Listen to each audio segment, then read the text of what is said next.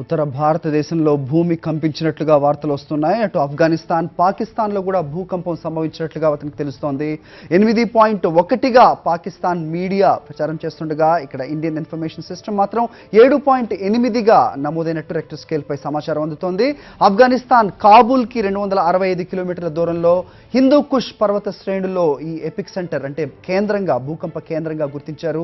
పాకిస్తాన్లో పలు ఇళ్లు కూడా ధ్వంసమైనట్లు తెలుస్తోంది. 4 చనిపోయినట్లుగా కూడా వార్తలు వస్తున్నాయి. ఆస్తి నష్టం మేరకు ఏ మేరకు ఉందో ఇంకా సమాచారం రాలేదు. మన అటు ఉత్తర భారతదేశంలో అటు శ్రీనగర్, పంజాబ్, గుజరాత్, ఢిల్లీలో భూమి కంపించినట్లుగా 7.7గా ఇది రెక్టర్ స్కేల్పై నమోదైనట్లుగా తెలుస్తోంది. ఇది భూమికి 213 కిలోమీటర్ల లోతులో ఏర్పడిన ప్రకంపన ఏదైతే ఉందో దాని ప్రభావం భూమిపై చూపించినట్టుగా తెలుస్తోంది.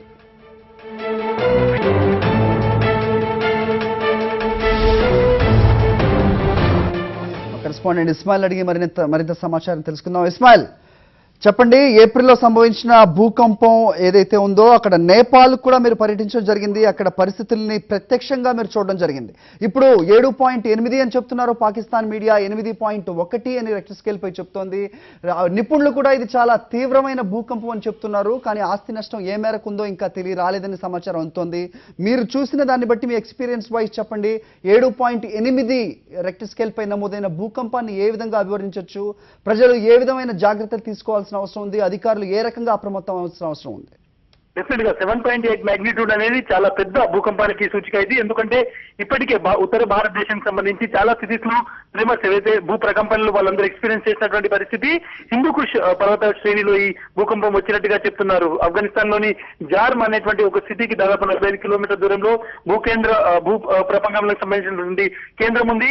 దాదాపు భూమికి 190 కిలోమీటర్ల లోతున ఏదైతే కేంద్రం ఉన్నట్టు చెప్తున్నారు. ప్రధానంగా చూసుకుంటే పాకిస్తాన్ లో ఎక్కువగా డ్యామేజ్ కనిపిస్తుంది. భారత్ లో కశ్మీర్, అదే విధంగా నార్త్ ఇండియాలో పార్ట్స్ ఆఫ్ ద సిటీస్ లో కొంత డ్యామేజ్ ఉండేటువంటి అవకాశాలు ఉన్నాయని మెట్రలాజికల్ డిపార్ట్మెంట్ చెప్తోంది. ఒకసారి కంపేర్ చేస్తే మనం ఏప్రిల్లో వచ్చినటువంటి నేపాల్ సంబంధించిన భూకంపంతో కంపేర్ చేస్తే దాదాపు అంతే తీవ్రత ఉన్నటువంటి భూకంపంగా దీన్ని చెప్పాల్సి ఉంటుంది. అప్పుడు 7.9 మ్యాగ్నిట్యూడ్ తో భూకంపం వచ్చింది. బట్ ఇప్పుడు 7.7, 7.8 అని భారత్కి సంబంధించిన మెట్రలాజికల్ డిపార్ట్మెంట్ చెప్తున్నా. పాకిస్తాన్ మెట్రలాజికల్ డిపార్ట్మెంట్ దీన్ని 8.1 గా చెప్తుంది. చాలా పెద్ద భూకంపంగా వాళ్ళు ఇప్పుడే చెప్తున్నారు. పాకిస్తాన్ లో ఇప్పటికే 4 చనిపోయినట్టుగా రిపోర్ట్ అయింది. అయితే కన్స్ట్రక్షన్ వైజ్ గా చూసుకుంటే డెఫినెట్ గా నేపాల్ లో చాలా పెద్ద డ్యామేజ్ జరిగింది. బట్ పాకిస్తాన్ సంబంధించి ఇంకా రిపోర్ట్స్ రావాల్సి ఉంది. భారత్ లో కూడా ఇప్పటికే ప్రధానమంత్రి కూడా ట్వీట్ చేశారు, ఈ భూకంపానికి సంబంధించి ఎటువంటి ప్రాణ నష్టం జరగకూడదని కోరుకుంటున్నాను. అదేవిధంగా అన్ని అసిస్టెంట్స్ కూడా ఎక్కడైతే అవసరమైతే ఈ మొత్తం సేఫ్టీకి సంబంధించి కావచ్చు, ఈ ఎవరైతే